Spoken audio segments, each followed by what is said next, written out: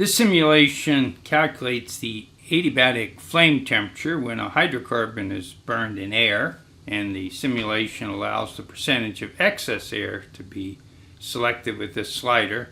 The feed temperature of the fuel and the air are separately selected, and then 5 hydrocarbons can be chosen.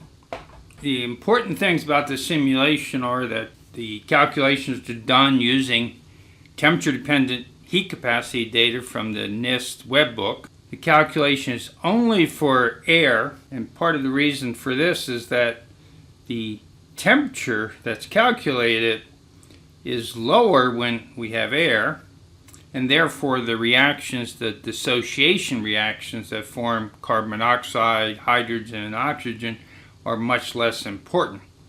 So this type of calculation for oxygen requires taking account all those reactions, otherwise the temperature would be off significantly. In this case, the temperature at most is off 110 Kelvin, and that's when the stoichiometric feed of air is used. And as we increase the excess air, of course, the temperature decreases because we have all that additional nitrogen, and on reacted oxygen we also have to heat up. So this simulation is demonstrating using an energy balance with temperature-dependent terms for heat reaction and heat capacities to calculate the exit temperature from a adiabatic furnace.